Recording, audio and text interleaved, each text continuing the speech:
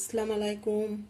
আজকে আমরা রান্না করব এই যে ফুলকপি, এই যে ডাঁটাগুলো আছে না, এই ডাঁটাগুলোর তরকারি। নতুন পদ্ধতিতে এই ডাঁটাগুলোর তরকারি বানাবো।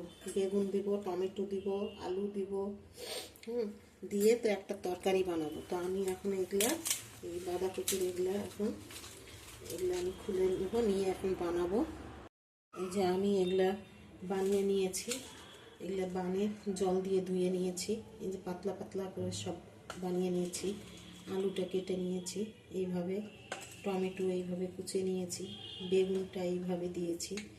এখন আমরা এটা করবো। কড়াইয়ের মধ্যে তেল দিব। কড়াইয়ের মধ্যে দেব তেল। অল্প লাগবে, বেশি তেল লাগবে না। তেলটা গরম হয়ে গেছে। তেলটার মধ্যে আমি দেব হালকা রসুন, থেতো করা রসুন,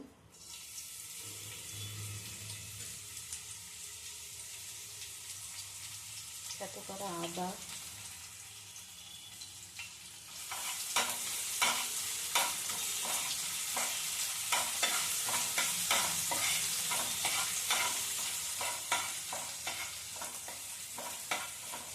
এটার মধ্যে দিব আমি এখন টমেটোটা,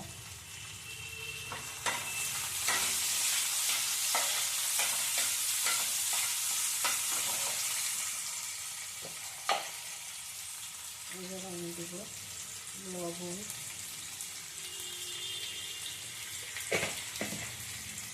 তারপর আমি দেব এখানে হলুদ, এটাতে দেবো আমি শুকনো লঙ্কার গুঁড়া, একটু ঝাল ঝাল করবে। এটার মধ্যে আমি দেব হালকা একটু জিরার গুঁড়া,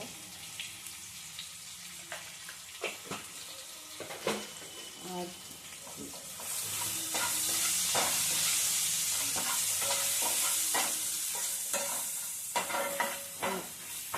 ধনিয়া গুঁড়া দিব না, কারণ হচ্ছে যে আমি এটার মধ্যে, এই সবজিটার মধ্যে আমি এই যে ধনিয়ার যে ডাঁটাগুলো আছে না, সেই ডাঁটাগুলোকে আমি পাতাগুলো করে ডাঁটাগুলো নিয়েছি, সেই ডাঁটাগুলো এর মধ্যে মিক্সার করে দিয়েছি। ডাঁটা নিয়ে হয়ে গেছে, মশলাটা ভাজা হয়ে গেছে। এবার আমি সব দিয়ে দেবো সবজিগুলো।